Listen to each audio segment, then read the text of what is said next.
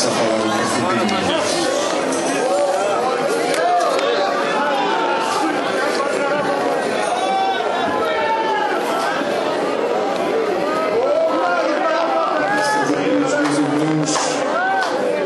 Meus irmãos em Cristo Jesus, a paz do Senhor.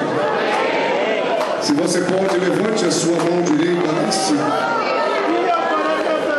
E diga assim comigo: ó Deus, muito obrigado pelo privilégio de estar assentado ao lado de pessoas tão especiais para a minha vida. Se o que você disse é verdade, diga a pelo menos duas pessoas assim: obrigado por você fazer parte da minha vida nesta noite. Faça isso. Diga obrigado por você fazer parte da minha vida esta noite. Jesus, tu és bem-vindo aqui esta noite. Para sempre seja glorificado o nome de Jesus. Quantos têm ouvido uma mensagem bíblica e revelada, digam amém. Mais alguém que ouviu uma mensagem bíblica e revelada, diga amém. Vamos aproveitar que estamos em berço. Convido que você tome a sua Bíblia esta noite e abra comigo para a última mensagem da minha participação com os irmãos. O Evangelho de Jesus Cristo, conforme escreveu Lucas, capítulo de número 24.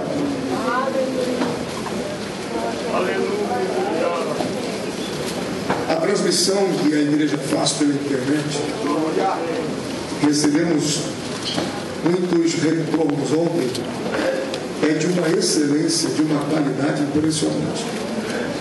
Irmãos, São Paulo, Paraná, São Paulo, Brasília, Goiás, nós postamos pelo meu Face, pelos meus seguidores do Twitter, e assistiram como se estivesse assistindo um DVD perfeito, de uma qualidade altíssima. Parabéns, Deus abençoe a igreja em Criciúma, mais uma vez, sempre fazendo história, e agora de forma tecnologicamente correta, de uma qualidade altíssima de transmissão. Deus abençoe.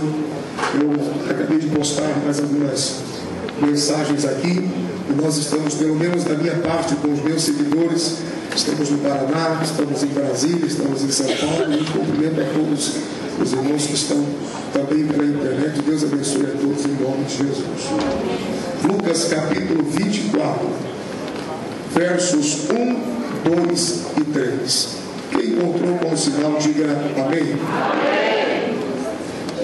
E no primeiro dia da semana, muito de madrugada, foram elas ao sepulcro, levando as especiarias que tinham preparado, e algumas outras com elas, e acharam a pedra revolvida do sepulcro, e entrando, não acharam o corpo do Senhor Jesus. Amém. Mais alguém pode dizer amém? Só as irmãs que aqui então estejam assentados. Deus abençoe em nome de Jesus. Queridos, eu estou muito feliz. Estas duas noites, esses 2 dias aqui em Criciúma, foram dias muito abençoados. Eu fiquei feliz pela lembrança de mais um ano poder ser útil aos irmãos neste congresso de missões. Deus abençoe muito pastor João sempre. Obrigado pelo carinho, pastor, a sua presidência aqui, como também em todo o estado. Obrigado, o senhor sempre me ajudou, desde caçador, desde mais menino. Eu estou feliz por poder ter retornado. Pastor Roberto, Deus abençoe, foi um prazer. Eu faço uma referência para o Roberto e Roberto Albertinho. Eu coloco o Albertinho no Senhor. Glória a Deus. Porque ele não consigo falar. Eita, glória. Olha seu sobrenome, pastor Roberto. Oi, Wagner. Oi, Wagner. Está vendo? Pastor Roberto Albertinho, Deus abençoe. conversões, demais obreiros. Deus abençoe a todos, aos obreiros desta casa, a Igreja do Senhor, Departamento de Missões, a todos os coordenadores. Deus abençoe o Cleiton. Foi um prazer mais uma vez, Cleiton. Deus te abençoe. Você fica aí mais um mês, né? Um mês, domingo. Tá? Kátia, Deus abençoe a todos, em nome de Jesus. Eu preciso mandar um abraço especial lá para Foz do Iguaçu. Minha esposa e meus filhos estão lá nos assistindo pela internet. Deus abençoe. Também aos nossos amigos do Quarteto Fantástico. São 2 casais, 4 irmãos que nós cuidamos lá como filhos, e a gente apelidou de Quarteto Fantástico. Nós estamos sempre juntos, falando de coisas que aconteceram no reino de Deus. E aí é uma alusão a uma programação antiga, quando se reúne na sala da justiça. Isso faz muito tempo. E eles, pastor, manda um abraço no quarteto, senão nós vamos chorar. É tadinho, Deus abençoe pela internet e tudo. Em nome de Jesus. Queridos, eu agradeço também ao carinho dos irmãos. Ontem à noite, eu sei que houve um processo de renovação, muita gente que não veio ontem, veio hoje, mas o carinho dos irmãos para com os nossos materiais. Eu fiquei muito surpreso, porque estava chovendo, muita gente queria ir embora, mas saiu um bom número de material. E eu fiquei assim, não foram muitos irmãos que compraram, mas foram poucos irmãos que compraram muito. Isso alegra a gente. Foram muitos irmãos que chegaram, pastor, quero os 10, me dê 8, me dê tudo que o senhor trouxe. Mais 10, mais 5, mais 8, mais 7. E isso é um sinal muito legal para quem ministra. É um reconhecimento. Então eu quero agradecer aqueles que levaram mais do que 3, mais do que 5, levaram até as 10 mensagens completas. Para quem não veio ontem, eu tenho algumas mensagens que eu recomendo aos irmãos. Por exemplo, o pastor, o mercenário e o lobo. Aprende a identificar um destes 3 quando você encontrar por aí. Que nunca mais seja enganado. Gideões em Camboriú, Jubileu de Prata, onde eu prego todo o livro de Ruth, mais um testemunho da minha família. Relacionamento de Paulo e Timóteo. Essa é uma mensagem muito boa para jovens e adolescentes. A dupla mão da honra, honrando a Deus para que Deus te honre, não permita que os inimigos honrem do seu Deus. Quando é que os inimigos honrem do meu Deus? Quando você mesmo demonstra que nem você mesmo acredita. Isso aqui é muito sério. Tem 3 coisas que acontecem aqui com a desonra nesse estágio. Você come cabeça de jumento e acha que é bom. Você come esterco de pombo e acha que é bom. E você mata os próprios filhos e acha que está certo. Onde o senhor tirou isso? Da Bíblia. É bem interessante. Eu acho que seria bom, de repente, eu vou levar para ele fazer muito bem. De Jericó para Jerusalém, uma mensagem que eu falo sobre o cego Bartimeu. Quem assistiu a mensagem que ontem gostou da forma como que Deus me dá a Bíblia, vai gostar de ouvir essa mensagem sobre Bartimeu. Vencendo a crise financeira, falando de dinheiro sem fazer de Deus um cambista, nem um banqueiro. Uma coisa bem interessante. Para os casais que precisam de um milagre urgente. O relacionamento de Abraão e Sara. Conhecendo e aprendendo com a humanidade de Abraão e Sara. Você vai se surpreender com essa mensagem. Vasos vazios, linda essa mensagem. O tamanho do teu vazio é o tamanho de Deus, mas enquanto você não aprende isso, o vazio vai aumentar muitas vezes mais. Então tem uma lição interessante aqui. Apocalipse, Cristo vem com dados atualizados e tirando essa especulação de 2012. É muito interessante para quem gosta de ouvir sobre o Apocalipse. Deus escolheu você, tem lugar na igreja para você servir. Descubra que lugar é esse. Restaurando o sacerdócio familiar. A primeira igreja que os teus filhos frequentam é a sua família. O primeiro culto e a primeira igreja que você pastoreia é a sua casa. E a primeira santa ceia que você ministra é a mesa da refeição. Se você passou nesses 3, o irmão serve para a igreja. Senão, é melhor não fazer aquilo que você não foi chamado. Senão vai dar problema. Quem tem ouvidos, ouça o que o Espírito diz. Obrigado, queridos. Estará à disposição dos irmãos junto com o Departamento de Missões. Ontem nós pregamos uma mensagem e eu glorifico a Jesus pelo retorno que eu tive na saída de muitos irmãos. salvos, porém reprovados. E nos exigiu muita responsabilidade diante da obra de missões. E eu glorifico ao Senhor pelo efeito que essa mensagem produziu. E esta noite eu quero falar sobre algumas coisas. Talvez eu não fale todas elas, mas algumas coisas que você leu na ressurreição de Jesus, mas não entendeu ainda. E é importante entender o mais rápido possível. Considerando que estamos em um congresso de missões, vamos principiar pela crucificação. Levante o rosto e preste atenção, por favor. Jesus está agora crucificado. Ele tem ao seu lado 2 ladrões. A multidão que alvoroçada gritava e gesticulava e se movia em prol da crucificação. Mais uma vez ficou claro que o Senhor não se impressiona com as multidões, porque foi a maior multidão que o levou para a cruz. Foi ela quem gritou: soltem Barrabás e crucifiquem a Jesus. Uma vez no monte da crucificação, a multidão não estava tão próxima dele. Ela já estava um pouco mais distante. Alguns historiadores dizem que os pais pegavam seus filhos e os levavam diante da cruz, e como a visão era muito forte, muito cruel, algumas crianças não suportavam olhar para a cruz, mas os pais forçavam a visão da cruz. Pegavam a cabecinha das crianças e direcionavam, dizendo: é assim que o maldito termina, aprenda. E as crianças ficavam, alguns historiadores dizem, traumatizados, chocados, choravam muito, gritavam muito. Essa multidão agora já não estava tão próxima.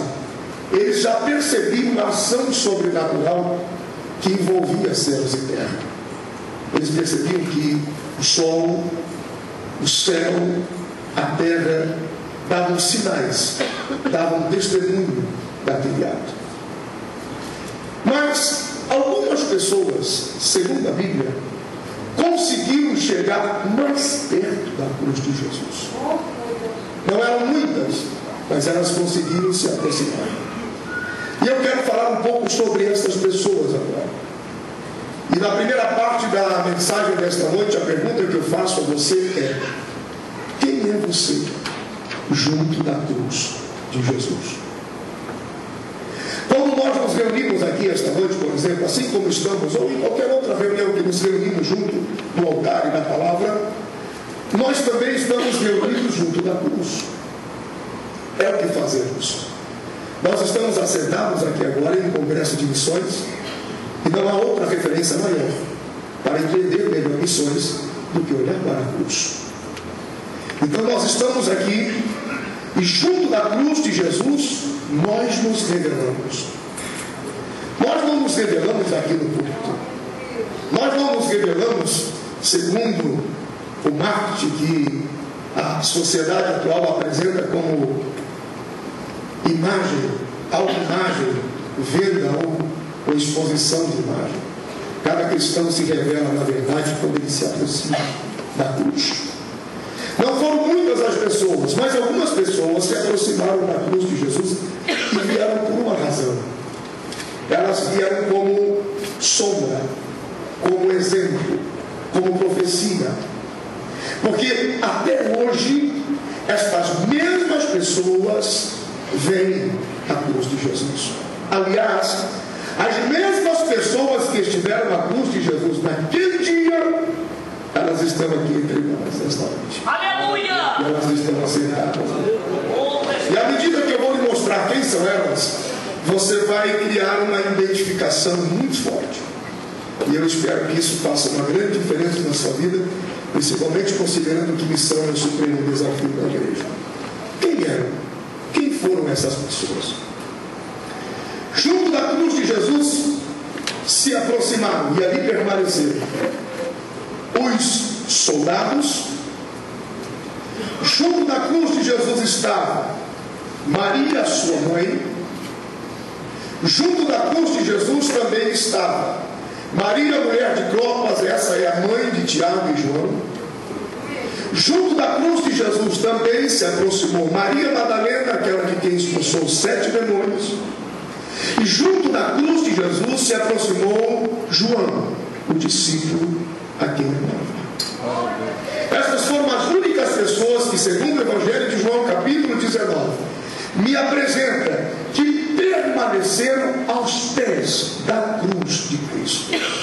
E essas pessoas estão assim posicionadas e a história está assim para ser contada, porque essas pessoas nos representam diante da cruz. E à medida que você conhece um pouco mais sobre elas, você se descobre. Aí você realmente chega à conclusão do que é que você está fazendo aqui. Você está preparado para o vídeo também? Então vamos lá. Junto da cruz de Jesus estavam os soldados. Então imaginemos o seguinte: vamos conversar com os soldados e vamos perguntar a eles o que eles fazem ali, junto da cruz de Jesus. Então a gente diz assim: ei, soldados, podemos conversar? E eles respondem assim: só um pouquinho, nós estamos aqui rasgando algumas vestes e vamos ver quem fica com um pedaço maior. Aleluia. Não, mas soldados, não, só um pouquinho, que depois das vestes rasgadas, ainda temos que ver o que vamos fazer com uma túnica que é inteira de alto a baixo. Não, mas soldados, só você então, soldado, porque segundo João capítulo 19, no mínimo, ou pelo menos no máximo, junto da cruz de Jesus permaneceram 4 soldados. 4 soldados. Então vamos perguntar ao primeiro: você, soldado, o que você faz aí junto da cruz de Jesus? E ele diz assim: rapaz, eu não tenho nada a ver com isso, eu vim aqui só para bater nos cravos. Sim, mas e o outro companheiro? Soldado, o que você faz aí junto da cruz de Jesus? Rapaz, aqui o cravo tem 26 centímetros. Eu sou aquele que segura o cravo enquanto ele bate no cravo. E você, mais robusto aí, cheinho, por que você está aí junto da cruz? Não, eu sou aquele que ajuda a sustentar o corpo enquanto ele é erguido com a vida aí. E você, o que você faz junto da cruz de Jesus? E o outro diria: eu estou aqui porque eu estou no comando e a gente está apenas cumprindo a nossa função de pregar, deixar e ir embora. Quem são os soldados junto da cruz de Jesus? São os indiferentes. E até hoje, esses indiferentes continuam frequentando a cruz de Jesus. Aliás, muitos deles estão aqui esta noite.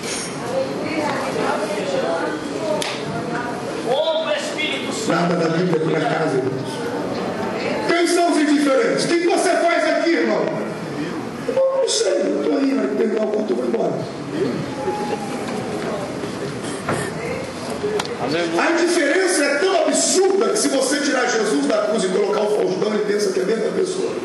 Glória a Deus. Indiferença. Não importa o que você prega, não importa o que você canta, não importa se você chorou por missões, não importa o testemunho que você conta, não importa a realidade que você traz traduzida, seja numa imagem, num vídeo, num testemunho, não importa, não faz a diferença nenhuma para ele. Não importa, se Jesus morrer todo dia está bom, se não morrer também não faz diferença, ele é indiferente. Não importa o tamanho do apelo, não importa a imensidão da necessidade, não importa quanto a responsabilidade nos é apresentada e nos é chamada, para ele não faz a diferença. O que você está fazendo? Rapaz, eu vou tocar e vou embora. Agora que tem que dar para casa. Oh, Espírito Santo, aleluia! Para que encerrar, eu vou dormir. Para que terminar a reunião, eu vou cuidar da minha vida.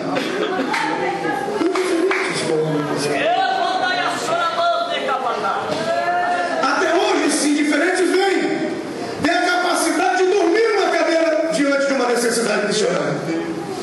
Tem a capacidade de simplesmente fechar os olhos, os ouvidos e o coração. Ele se individualiza, ele é indiferente.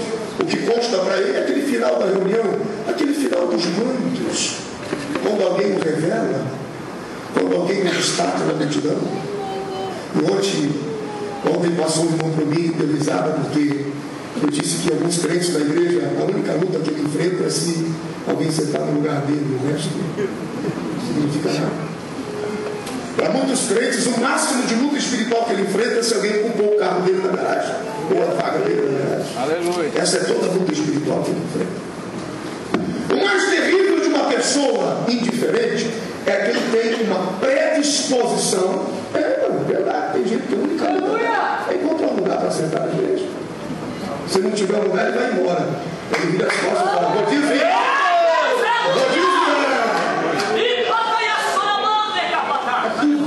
Ele nem chega perto de um missionário e a luta dele encontra um lugar para sentar no templo. É impressionante. O mais triste da pessoa indiferente é que ela tem uma predisposição para trair a igreja. Aleluia! Ela tem uma predisposição para trair a casa que lhe acolhe. Oh Deus! Diga-se de passagem que todo obreiro que recebe a confiança de se assentar à mesa, porque lembre-se, irmãos, a multidão não trai, quem trai é quem senta na mesa. A multidão não trai. Quem trai é quem mexe no copo. Oh glória! Oh Espírito Santo! Aleluia! Todo obreiro vive uma linha tênue. Ou ele é 100% Judas ou ele é 100% servo. Ele vive nessa linha o tempo todo. Por quê? Porque a sua indiferença vai levá-lo à disposição para trair. Toda indiferença tem um estágio que leva essa pessoa ao estado máximo de traição. E o primeiro passo depois da indiferença é a independência. O que é independência? Não, ele não aceita a mentoria, ele não aceita orientação, ele não aceita direção, ele não aceita. Não, o pastor falou, mas na congregação quem manda sou eu. Não, o pastor falou, mas na verdade no meu ministério quem manda sou eu, porque Deus falou comigo. Não se pode servir a Deus sem servir ao homem. Não existe isso. Mas o espírito independente é quando o pastor faz um clamor: vamos juntos para a obra de missões. E ele diz assim: rapaz, mas eu já mando oferta para o EBS, olha.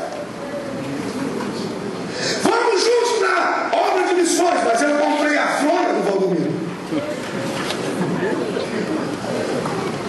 Deus te pegou dentro. Vamos juntos para a obra de missões. Não, mas eu já invisto por conta e risco com as minhas cestas básicas. Então, se você é independente, por que você veio aqui? Se da sua vida quem cuida, irmão. Que estado de corpo você tem? Que unidade você vive? Na casa dividida, Deus não prospera. Está aí a resposta, porque que a sua família não vai bem. Você não pediu uma resposta essa semana? Aqui está a resposta. Ou você chega mais perto, ou a sua família não vai bem.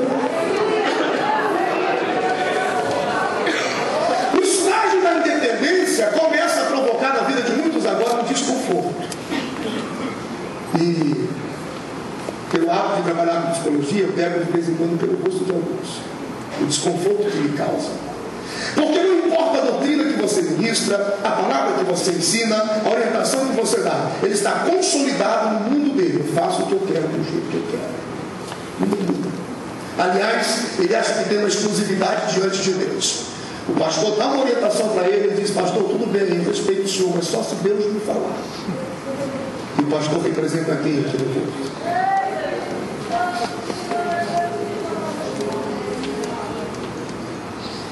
A pessoa independente, olha, vamos fazer, rapaz, eu já faço diferente. E não, por que você não participa? É porque eu tenho um jeito diferente. Ele não soma, ele não participa, ele não está junto, ele só vem se ele for do cabeça. Uma vez, por ser independente, ele tem um outro estágio que se manifesta, que é chamado de omissão. Vamos, participa! Não, eu prefiro não me envolver. Não, mas nós contamos com você. Eu prefiro ficar aqui no meu canto, eu fico olhando de longe.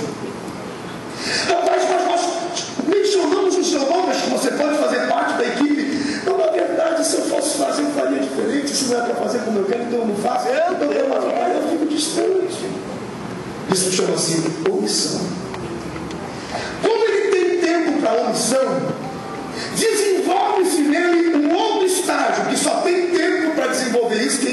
omisso. Omisso significa não fazer nada. Então, quem não tem tempo para fazer nada, ele desenvolve estágio de crítica. Porque quem não se envolve tem mais tempo para procurar defeitos. Glória a Deus. Aleluia. Quem não se envolve tem mais tempo para procurar limitação, para procurar deficiência. Então ele não se envolve, mas ele fica de longe dizendo: poxa, esse culto é complicado. O que você acha? Percebeu? Ele tem tempo para encontrar dificuldade, porque ele não está junto, ele não está levando a carga junto, ele não vem para a vigília junto, ele não vem para o jejum junto, ele não participa de missões junto, ele não faz parte da intensidade do trabalho. Ele está omisso, independente, indiferente, então ele tem tempo para descobrir a deficiência dos outros. Ele tem tempo para descobrir o defeito dos outros. Uma vez que ele tem tempo para descobrir o defeito dos outros, ele tem um plano político. Então ele vai para o próximo estágio, que é o estágio político. Ele precisa arregimentar seguidores. Então ele vai saindo de um em um. Ele encontra outras mentes fracas e começa a dizer: o que você acha? Que essa liturgia podia ser assim, né? Eu concordo com você. O que você acha? Esse negócio podia ser diferente. Eu concordo com você. O que você acha do ministério de louvor? Também concordo. Você acha que precisa de tudo isso? Eu também concordo. Essa liturgia, essa palavra do pastor, por que esse tipo de...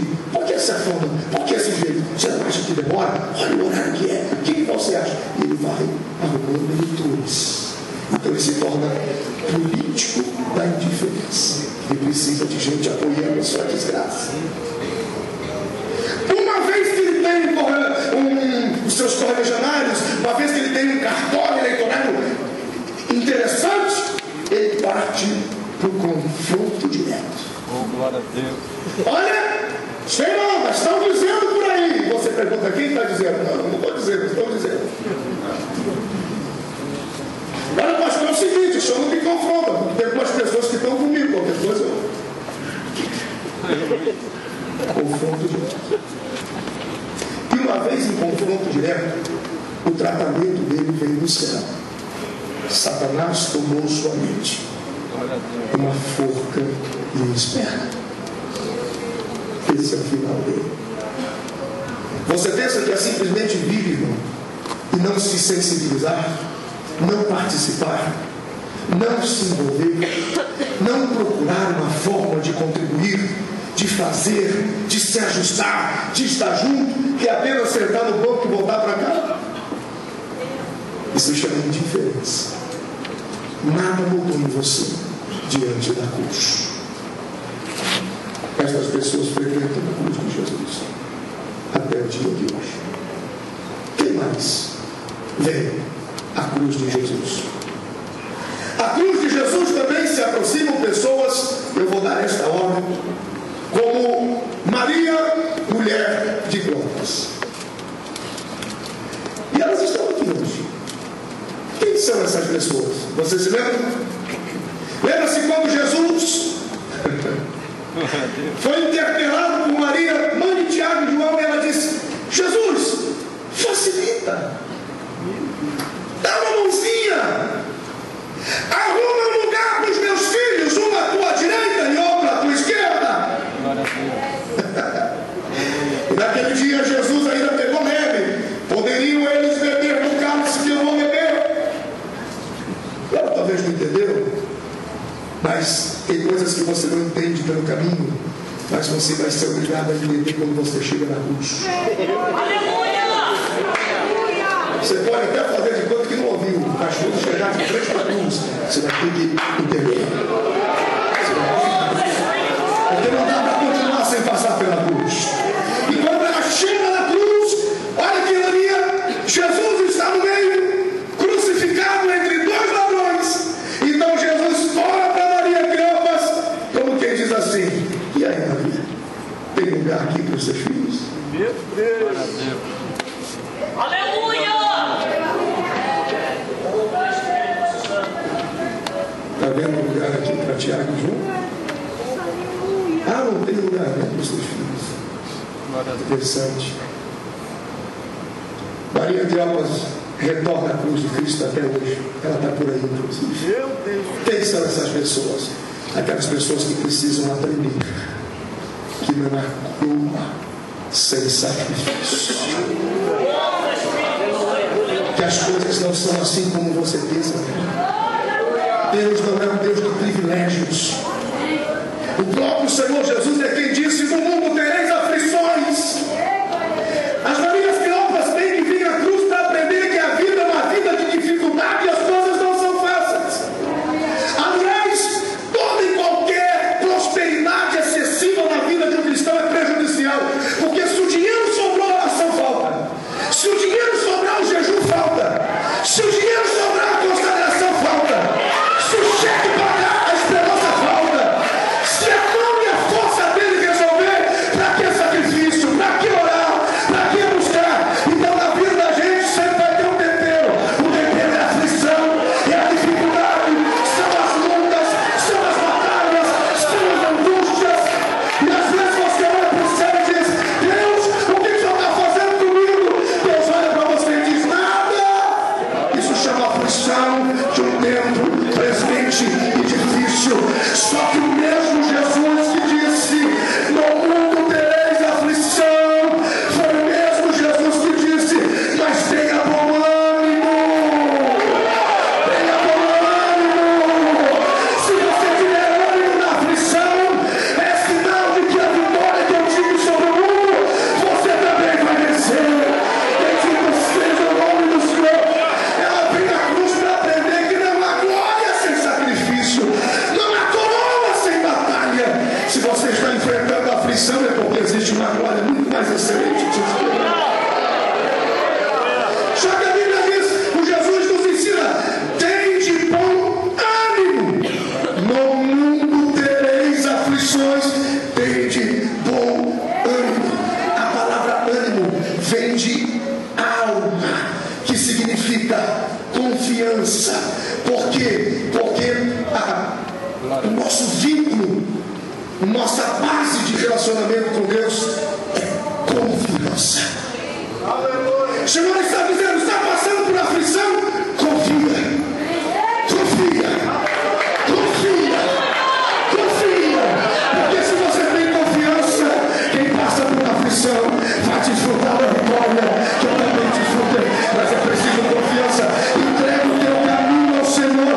Confia nele e ele tudo fará. Não dá para seguir com Deus sem confiança. Não tem. Nós não vamos a lugar nenhum sem confiar nele. Aqueles que não valorizam esta palavra, o Senhor diz que são como aqueles que têm o seu coração de pedra, onde a semente do semeador foi semeada, mas não tendo profundidade na raiz, não conseguiu sobreviver. E quando Jesus interpreta a parábola, ele interpreta dizendo: e vindo as lutas, e vindo as tribulações, e vindo as privações, receberam a palavra de bom grado e com alegria. Mas quando o vento soprou mais forte, desistiram do seu Senhor. Quando a luta aumentou, desistiram do seu Senhor. Mas se a sua vida com Deus travasse em confiança, ainda que tudo à minha volta seja guerra, dentro de mim haverá paz. Aleluia.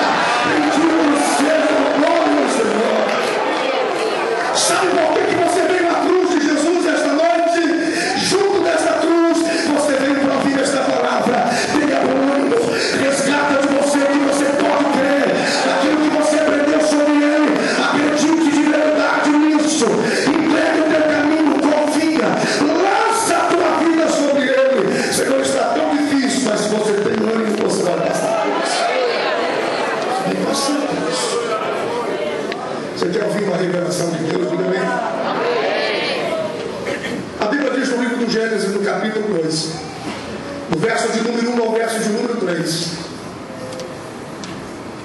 que quando ele termina, quando ele conclui, e tendo acabado, e tendo concluído, e tendo terminado toda a sua obra, descansou de toda a obra que havia feito.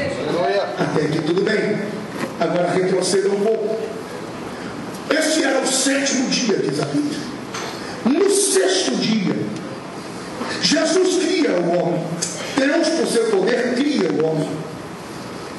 Deus criando o homem homem com seu poder e dando existência a esse homem, soprando nele o seu espírito de vida, você percebe que Deus faz isso no final do dia. Deus então dá a viração do dia. E agora, o sétimo dia de Deus é o primeiro dia do homem criado por Deus. Diga isso comigo, diga, o sétimo dia de Deus criando foi o primeiro dia do homem com Deus. Quando o homem olha para Deus, é como se o homem perguntasse assim: e aí, Deus? E agora? O que a gente faz? Deus olha para o homem e diz: agora a gente descansa. Porque tudo eu já fiz. Aleluia! Perceba, querido, que às vezes as tuas aflições são tantas que você não consegue ver celebração numa palavra como essa. Por que, pastor? Porque você não descansa. O Senhor está dizendo: está vendo o sol? Foi eu que criei. Está vendo o céu? Foi eu que criei. Está vendo o mar? Foi eu que criei. Está vendo a terra? Foi eu que criei.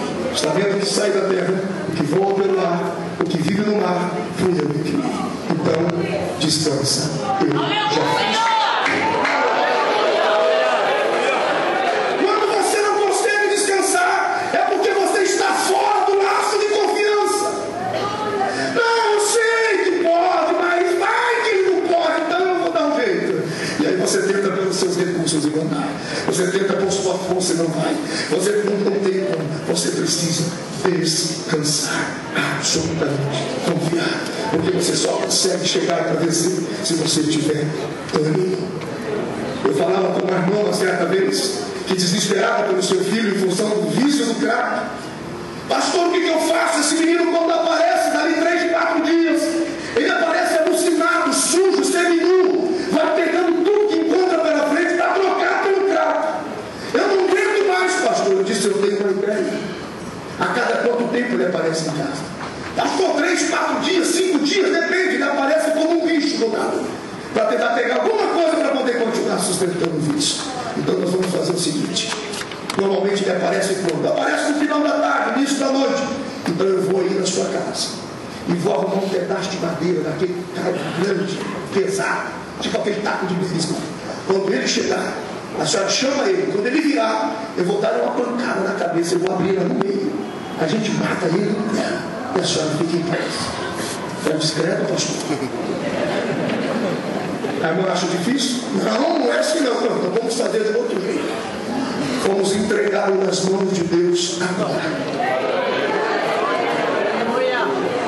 Agora. Mas entregá-lo de verdade. Deixá-lo nas mãos de Deus de verdade. E descansar o coração para sempre. Senhor, está na sua mão. É do jeito que o Senhor faz. Levante a sua mão direita, por favor, um pouquinho ao céu. Eu quero liberar uma palavra sobre a sua vida. Esta noite você é trazido à cruz de Cristo para mais uma vez ouvir: tenha ânimo.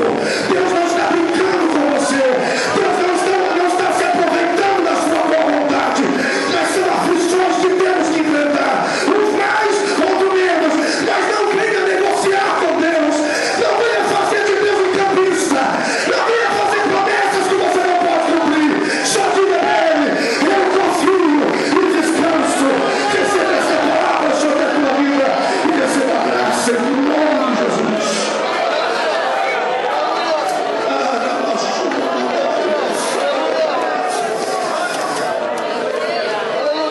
Não crie situações. Não mascare o jeito de Deus fazer. Não faça por você e use o nome de Deus, que Deus não precisa de nada para se fazer Deus. Deixe Ele ser Deus na sua vida. Bendito seja o nome do Senhor. Quem mais veio? A cruz de Jesus. Maria Madalena, aquela de quem expulsou 7 demônios, ela veio na cruz de Jesus também. E elas estão por aqui nesta noite. Quem são elas? São aquelas que se aproximam da cruz e ao olhar para Ele perguntam: e aí, Jesus? E agora? como é que fica.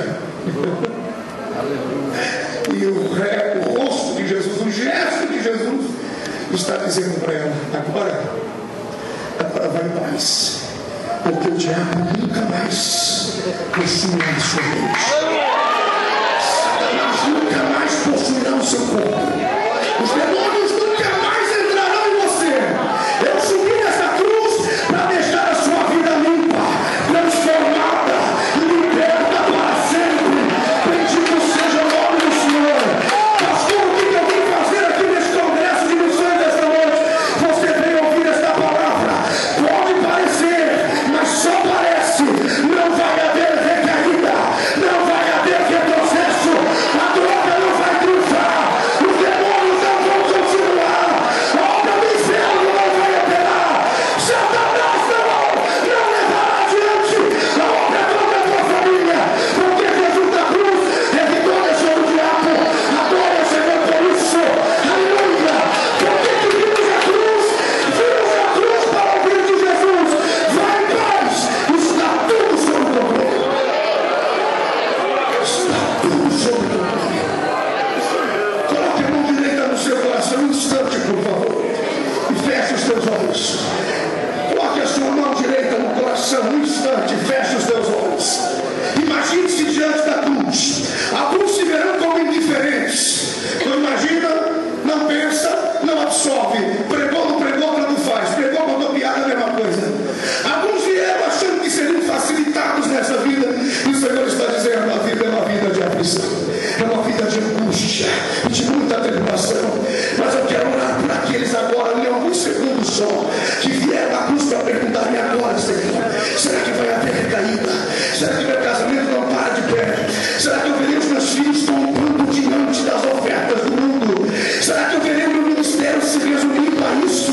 A fadiga, a silêncio, a omissão e mais nada. Mas agora, em nome do Senhor Jesus, eu libero esta palavra sobre a sua vida.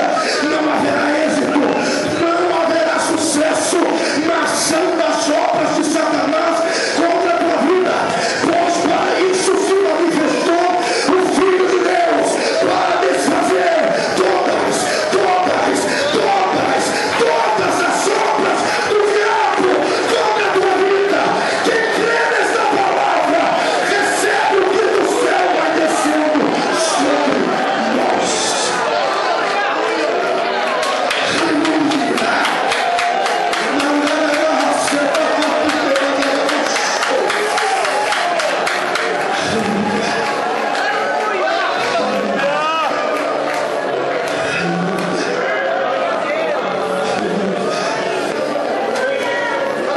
Satanás não terá êxito com os teus filhos.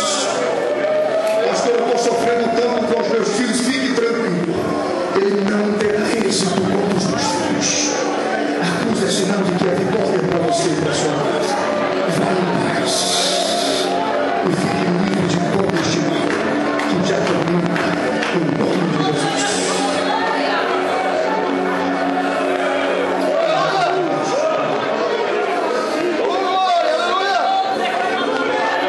Quem mais vem junto da cruz de Jesus? Os indiferentes vêm e não vem hora de ir embora. Maria Cleopas vem para aprender a conviver com as suas lutas e dificuldades. Ela vem para aprender que ela precisa de ânimo, que ela precisa de confiança. Maria Madalena veio para celebrar e saber que ela está com a garantia de que o diabo perdeu a sua vida. Mas quem também vem é Maria, mãe de Jesus. E eu gosto de falar sobre Maria, porque a grande maioria dos crentes não sabe nada sobre Maria. A única coisa que sabe é ofender, falar mal, falar bobeira. Nós nunca vamos celebrar naturalmente Maria como Deus, nem intercessora. Isso é uma estupidez sem tamanho. Não tem nem como dimensionar. Tem um adesivo que circula em alguns carros pede a mãe que o filho atende. Isso é de uma ignorância, isso é de uma besteira tão grande. Isso é uma ofensa até para com Maria. Se Maria tivesse viva, ela diria assim: ei, fazei tudo que ele vos mandar. Aleluia! Tira essa frase daí. Fazei tudo que ele vos mandar. Só que tem uma coisa: Maria tem uma honra sobre o seu nome, sobre a sua vida, que nunca será apagada. Você nunca se perguntou por que Deus não se posiciona? Deus está ofendido? Deus está ofendido com Trindade de Goiás? Deus está ofendido com a Aparecida do Norte? Deus está ofendido com Nossa Senhora de Calcutá? Deus está ofendido com tantas outras? Deus está ofendido? Se Deus está ofendido, então que tome partido. Por que Deus não toma partido? Ele já não derrubou uma estátua uma vez? Por que ele não derruba as outras? Deus não se importa com as imagens. Tem uma atitude aqui chamada culto. Agora, por que Deus não intervém? Porque o nome de Maria é perpetuado pelo que fez. Não fez muito, mas foi a mãe do filho dele. Pouca coisa, né? Agora, há uma coisa muito interessante, porque ela também veio à cruz de Jesus. Você talvez não saiba algumas coisas. Deixa eu te falar. Eu acho que vai ficar mais claro para você entender o que Maria faz diante da cruz de Jesus. Quando Maria se aproxima da cruz, Jesus olha para ela, e esse olhar de Jesus diz assim: mulher, eu sei que eu nunca fui o filho que você esperava que eu fosse. E de fato Jesus não foi. É isso que Jesus está dizendo para Maria. Eu sei que eu não fui o filho que você esperava que eu fosse.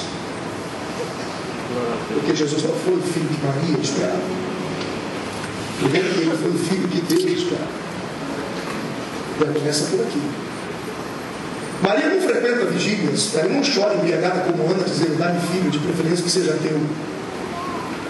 Foi o Senhor quem interviu e disse: bendita és tu entre as mulheres, e bem-aventurado é o fruto do teu ventre. Senhor, não estou entendendo. Descerá sobre ti o Espírito Santo e o poder do Altíssimo te cobrirá. Senhor, já foi, que vai nascer de ti, Filho do Altíssimo, Emanuel, Deus conosco. Em nenhum momento Maria pediu: me dá, me concede, que seja eu. Havia uma expectativa? Havia.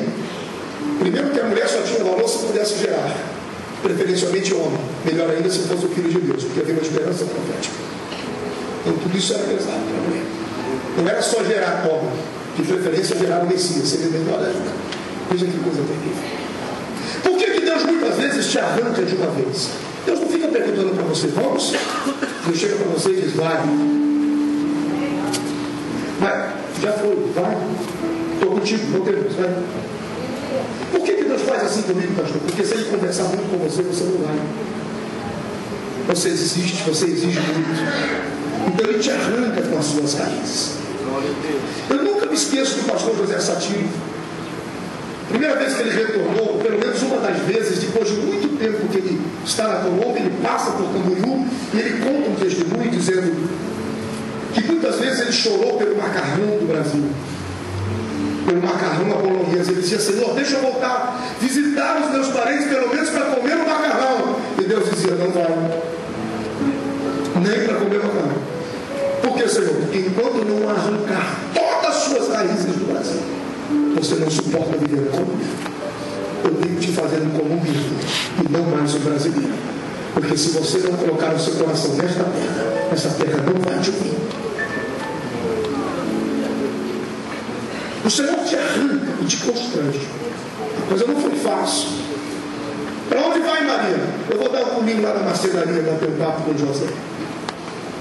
José trabalhando, quem sabe criando a produção, quem casa quer casa, e quem quer casa quer quartos, de preferência um pouco mais para que os filhos também tenham. José, como vai? Estou aqui trabalhando, tenho uma notícia para te dar. Ah, os parentes lá do norte vêm e os do sul vêm também? Não. Eu vim só dizer para você que eu estou grávida e você não é o pai. Vai dizer que é de aceitou. Aleluia. Só falta dizer que é do Espírito Santo, aceitou de novo. Como é que é? Não, eu estou grávida com você, não é o pai. Não, pensa nisso. Não se passa lá. Constrangimento, relacionamento, social, família, tudo, a política que envolvia, a religião, sociedade. José enlouquece na noite. Você vai sair daqui. E tentando deixá-la secretamente, o Senhor intervém. Não a deixe. Cuide dela. Porque o que nela está é de Deus. E não vem mudando o que Deus faz. O nome não é José Júnior. O nome é Jesus.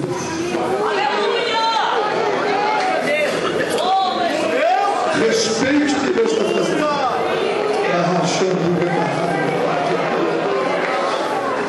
Confusão na vida deles, família, social. Já pensou? Rapaz, Maria tem aquela carinha de santa.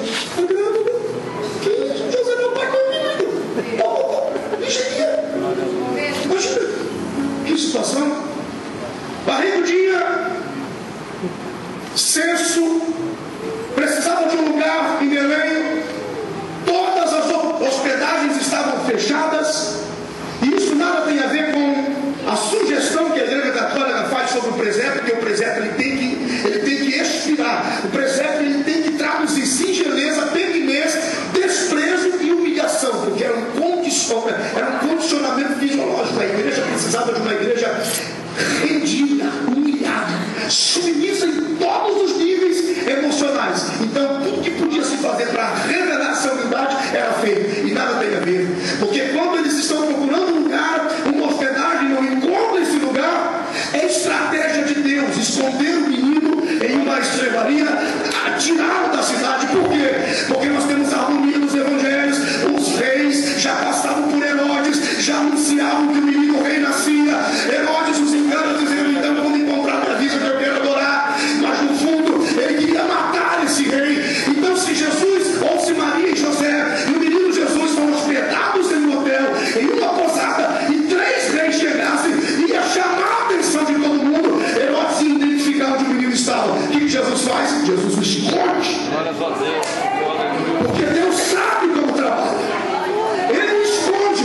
Todo esse trâmite leva 2 anos de ver a lista. Nasce, espera, esconde, definição, foge para o Egito. Por isso que ele precisava matar as crianças de 2 anos para lá, porque ele não podia errar.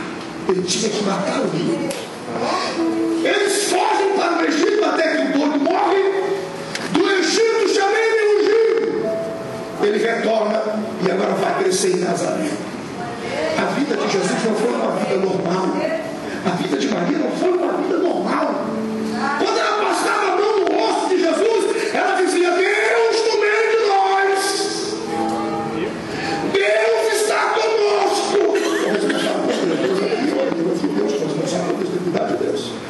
Quando ela ouvia barulho de carruagem, soldados chegando, ela entrava em pânico. Será que vão matar de novo as crianças, como fizeram antes? As coisas não são fáceis na vida de Maria. Quando o menino tem 12 anos, para adiantar a nossa história, ele é perdido em uma festa, leva-se 3 dias para sentir falta do menino. Eu gosto dessa parte, porque o menino quer criar no temor do Senhor. Você pensa que perdeu, mas não perdeu. Quando você disser assim: cadê ele, Senhor? O Senhor diz para você: está no teu. Porque criança criada no temor do Senhor, ele não se ausenta do tempo.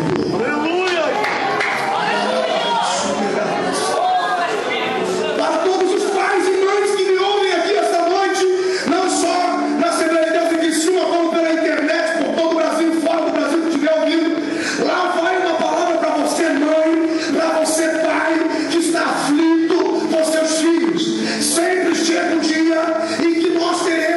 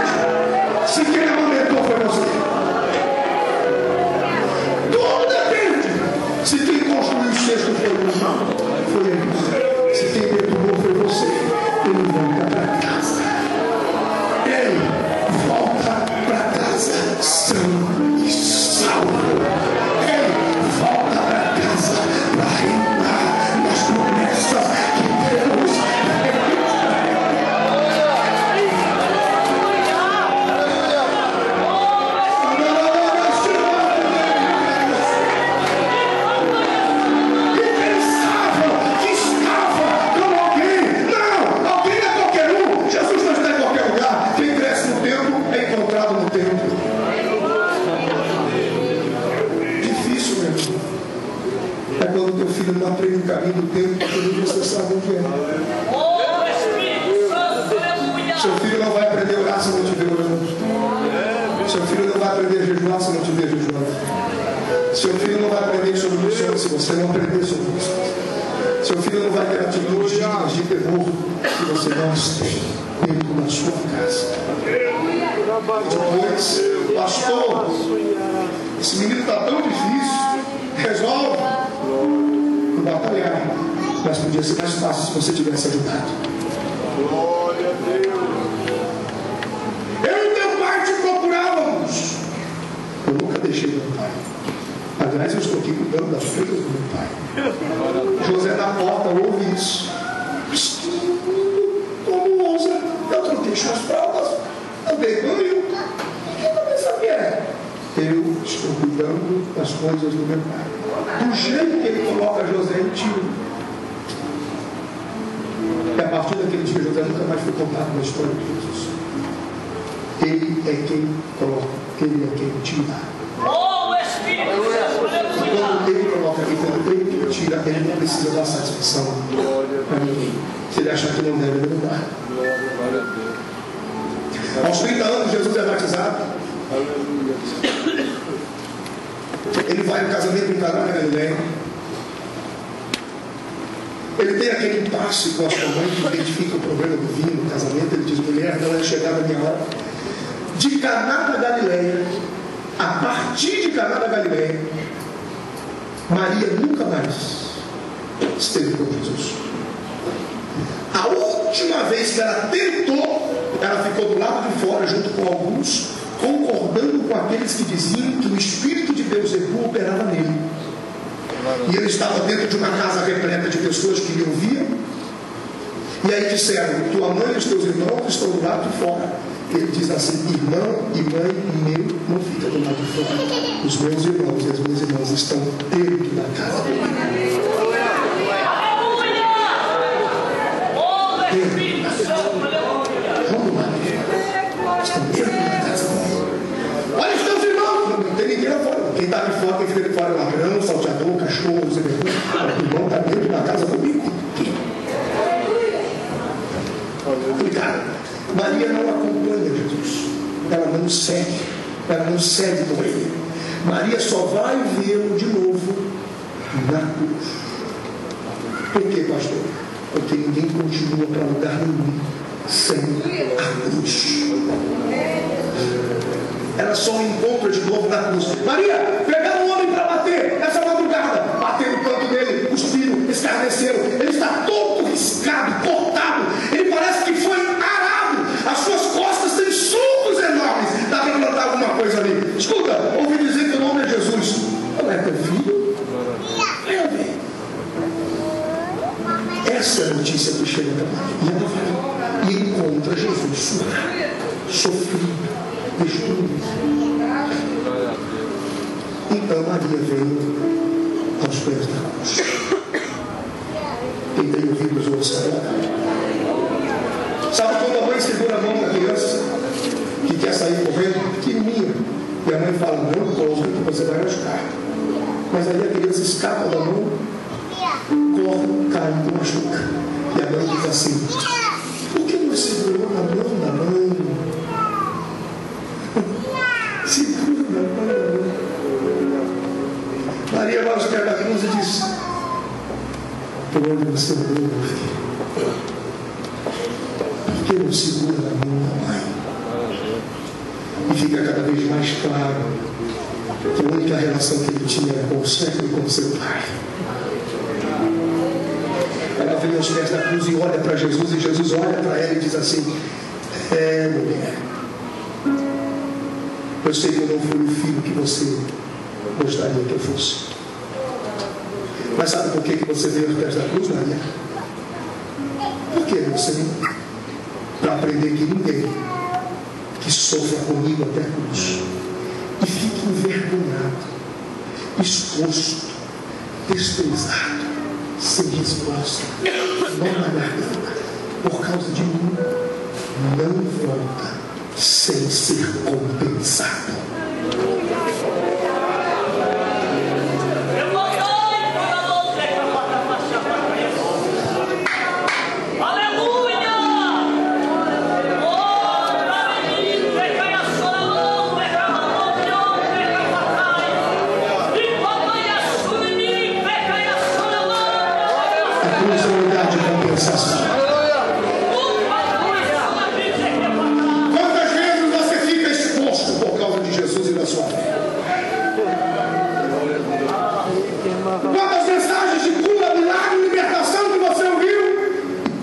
porta do túmulo. Quantos testemunhos de milagres sobre cura de câncer você ouviu, mas o seu não saiu ainda? Quantas vezes você ficou exposto por causa da promessa? E alguém chega para você e diz, mas Deus não falou? Você diz, falou. E aí dá um nó na garganta e tudo que sobra na sua boca, Deus sabe o que faz. Mas no fundo você diz assim, será que Deus sabe o que faz?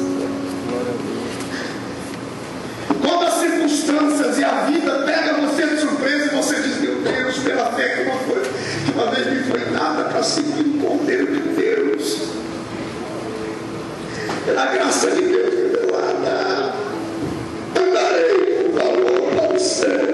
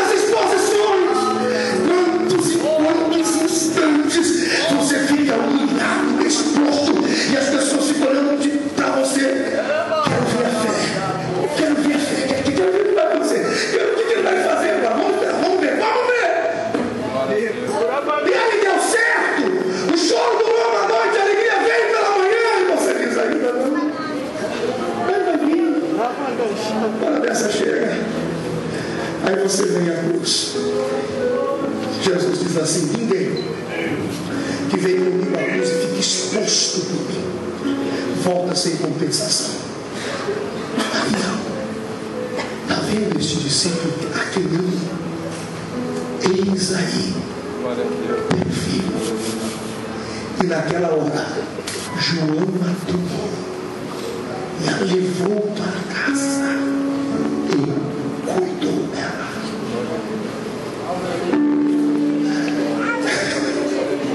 Glória a Deus. Pastor, não me impressiona, porque é simples demais. Você está procurando um Deus sentado em cavalo branco com pombo em circunstância e tem um carpinteiro te falando que ele tem poder para mudar a sua vida, mas você diz que esse carpinteiro está falando. E você fica esperando uma ação diferente e ele diz assim, estou arrumando alguém para cuidar de você. A Bíblia nunca mostrou. E Jesus, tomando Maria, sua mãe, levou para casa e fez o jantar para ela. E Jesus, tomando Maria, sua mãe, foi com ela pelo caminho inconversável sobre os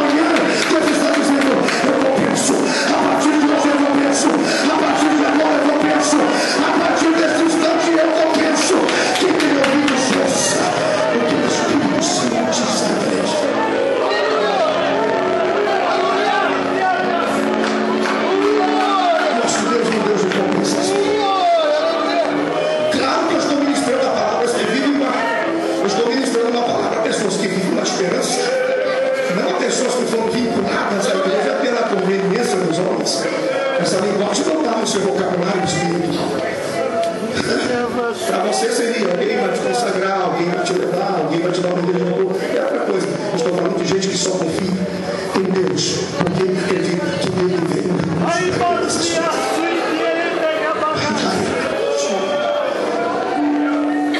Quem é você aos pés da cruz de Jesus? Missão supremo desafio da igreja. O que tem a ver, pastor? Tem a ver com o último representante da cruz. A Bíblia não diz assim: junto da cruz estava um soldado que amou. A Bíblia não diz: junto da cruz estava uma mulher pecadora que amou. A Bíblia não diz: junto da cruz estava a mãe de Tiago e João a quem amou. Junto da cruz estava a sua mãe a quem amou. A Bíblia diz que junto da cruz estava um discípulo. Quem veio ontem pegou. Jesus tem um amor especial por os discípulos. Aleluia! Porque a cruz é lugar de discípulo. E assim como ele diz: mulher, eis aí a tua mãe, ele diz: ei, discípulo amado, mulher, eis aí teu filho, discípulo amado, eis aí tua mãe. A mente do pregador como funciona? Mãe que era de Jesus, que de Jesus já não era mais, e que na terra assume agora João. João torna-se filho de Maria.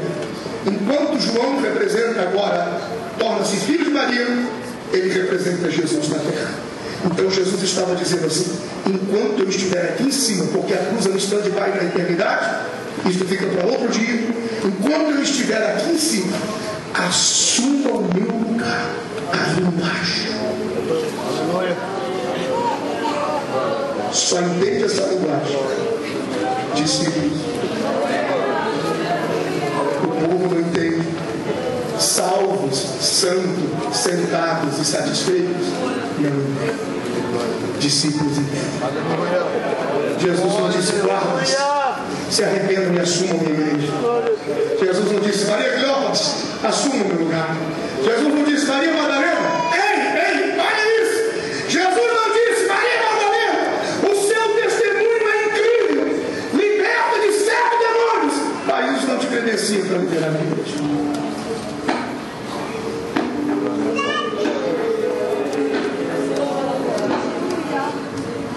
Testemunho de libertação não é credencial ao pastorado, isso é a gente comentou.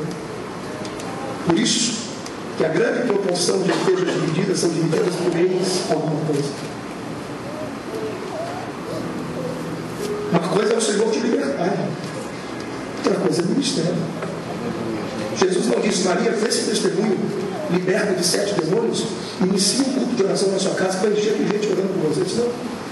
Ele disse: discípulo, representa, me representa.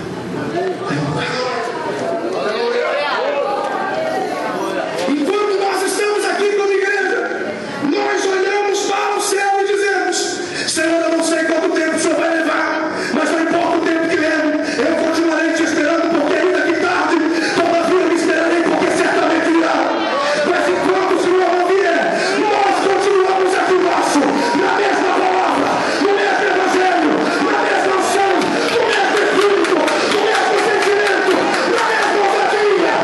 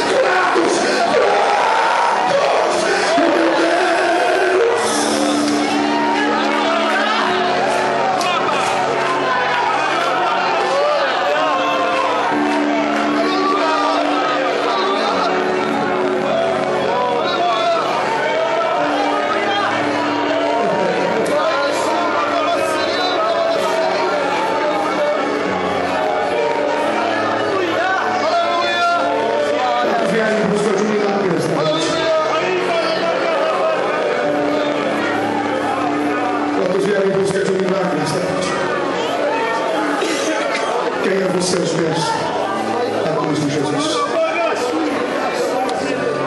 É você aos pés da cruz de Jesus.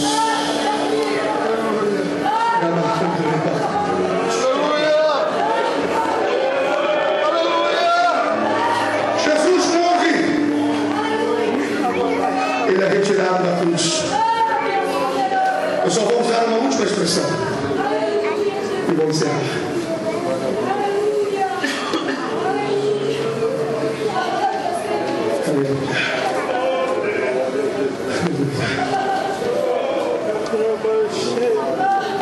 Eu vou usar só uma expressão, porque se eu usar as três, eu vou ficar só de novo.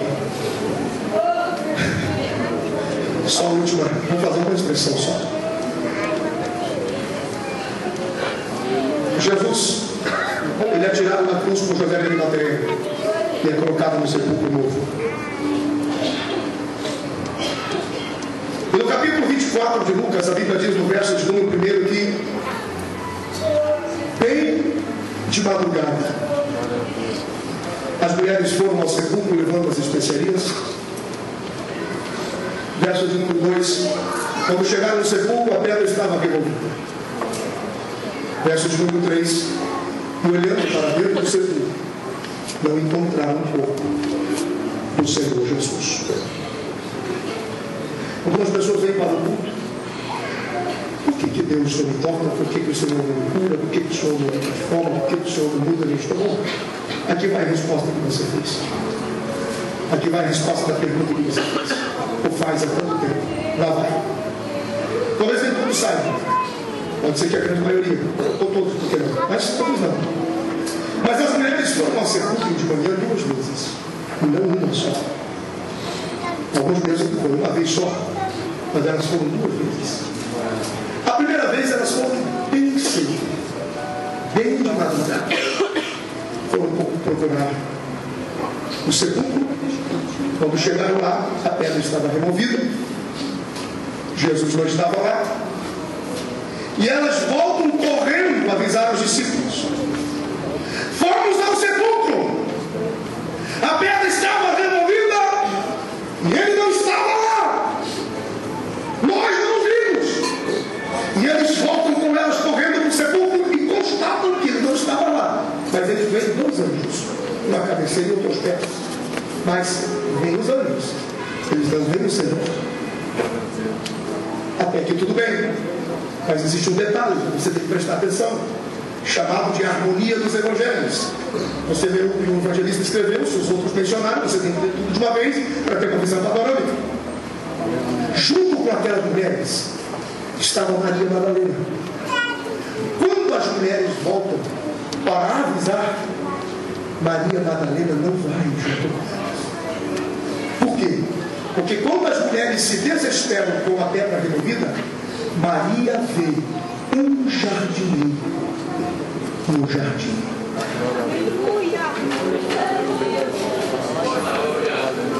E as mulheres voltam desesperadas.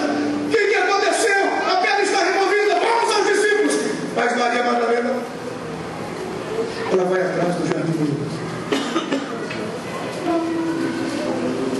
Bem, diz a Bíblia que tinha um aspecto jovial, moço do jardim. Olha aqui, olha a diferença. A diferença está aqui. Me diga, onde puseram o meu Senhor? Ela não disse, cadê o povo? É simples que não dava para pegar. Onde puseram? Ela não disse, cadê o corpo dele? Porque sabia que ele está morto.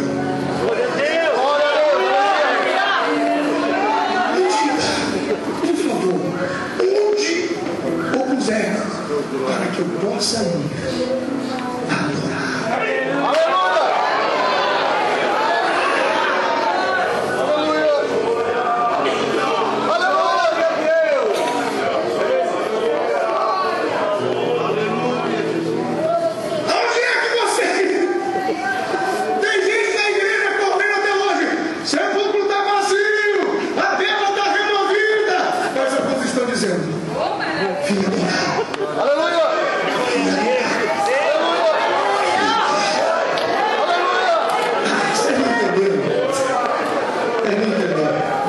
explicar de novo. Vou explicar. Jesus estava atrás de uma folhagem, como quem espera, dizendo: será que vem alguém? Ele não podia ser tocado.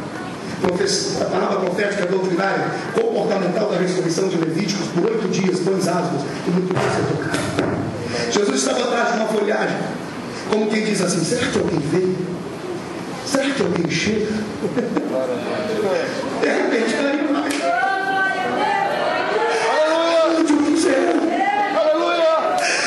Para que eu possa adorá-lo. Glória a Deus, aleluia. Jesus não entra.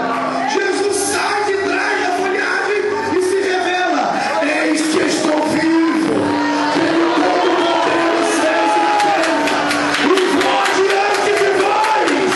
Lá vocês vão me ver. Deus do céu, tem gente que não entendeu ainda. Você não entendeu ainda. Vou explicar de novo. A Bíblia diz que elas foram ao sepulcro de manhã levando especiarias. Que especiarias eram aquelas? Óleo de mumificação. Elas foram levando ungüentos para perpetuar o corpo de Jesus na sepultura. Quem vem para o culto trazendo ungüento de Deus morto, você não encontra. Ele não se mostra. Ele não se revela. Quando você vem à presença dele, traga óleo de alegria, traga óleo de oração, traga tudo para quem vive.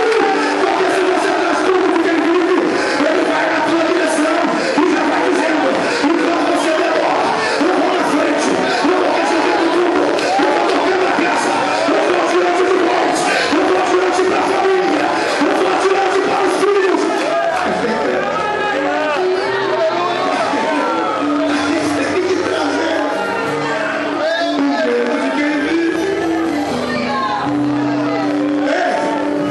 Frequentar um velório em um congresso de missões é diferente. Velório nacional, congresso de missões não.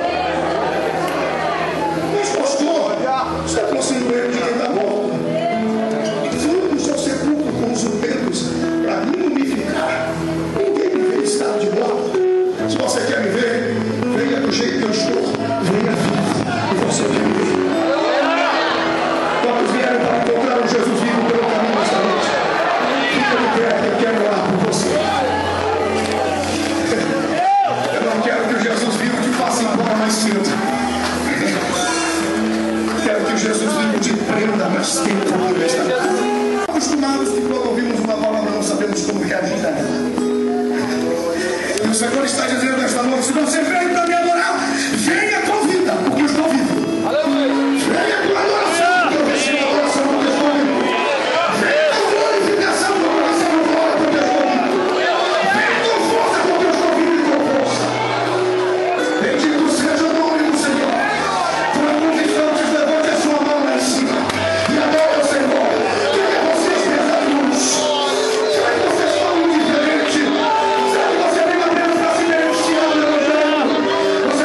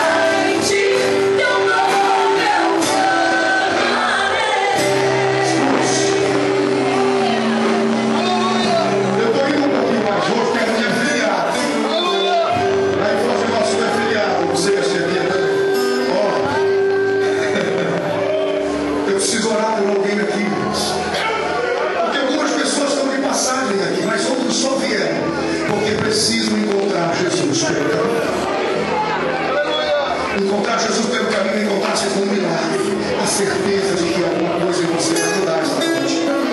O diagnóstico do médico vai mudar, a palavra do juiz vai mudar, o favor de Deus vai se alcançar. Só que quando eu faço um apelo para essa oração, normalmente vem muita gente. Normalmente quem vem primeiro é quem tem mais pressa, porque ele vem para a oração, aí quando ele volta, ele já volta e sai. Isso é estratégia. Tem crente esperto, ainda mais no Brasil. E aí ele toma um lugar de quem precisa vir e quer até ficar um pouco mais no altar. Tem gente que quer vir para chorar no altar, para celebrar no altar. Tem gente que vem e pega a oração, quando ele volta para o banco, ele não senta na cabeça da história, ele sai fora. Crente, traz a gente, tudo ligeiro. Eu quero orar por aqueles que vieram aqui esta noite, porque precisam encontrar Jesus. Precisam. Agora, eu vou pedir ao Espírito Santo que me ajude. Eu não quero que você saia com vida. Eu também não quero porque você está preocupado se o carro tem que ser tirado rápido ou seja. Porque esse é o dia que o Senhor quer ir na tua direção. Eu vou pedir a você que levante a sua mão direita e continue assim. E vou pedir ao Espírito Santo que toque você. Vou pedir que ele toque você pelo canal de intimidade que ele tem com você. Ih, pastor, eu já não tenho, não. Para você acaba aqui. Vou pedir ao Espírito Santo que dê um sinal a você, aquele sinal que você sabe que é ele. Eu não sei, o coração dispara, a mão treme, chora, sei lá. Oh, Espírito Santo, tu estás tão próximo, tu estás daquele jeito, daquela forma que eu te sinto na comunhão. O Espírito Santo vai te dar este sinal para que você saia do seu lugar e venha voltar. Ele vai estar testificando, dizendo: hoje eu vou mudar alguma coisa em você, vou mudar alguma coisa na sua família, hoje eu vou mudar alguma coisa na sua casa, eu vou mudar algo no seu ministério. Então eu quero que você levante a sua mão direita lá em cima e diga: Espírito Santo, Espírito Santo, Espírito Santo. Só em português, vai. Espírito Santo, toca nesta noite. Eu preciso encontrar Jesus pelo caminho. Espírito Santo, eu te peço que agora o Senhor toque estas pessoas, aquelas que vieram porque precisam. Tudo que tem no Senhor, toda a esperança está em Ti, toda a fé é depositada em Sua palavra. Tira-os do lugar e traga-os junto do lugar. Eu preciso orar por eles. Em nome de Jesus, vem, deixe o seu lugar. Em nome de Jesus, vem mais perto do lugar. Mais perto do lugar. Mais perto do lugar. Mais perto do lugar. Mais perto do lugar. Mais perto.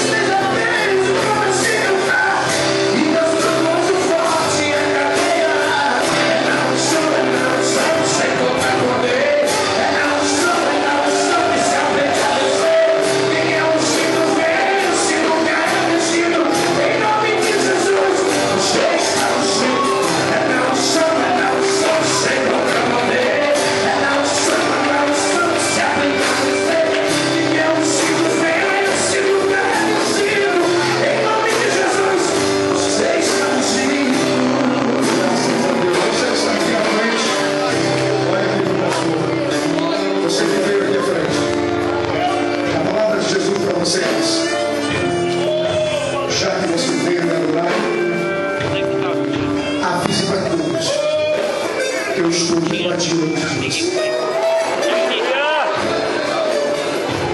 E aí, Senhor, lá na frente, me vereis.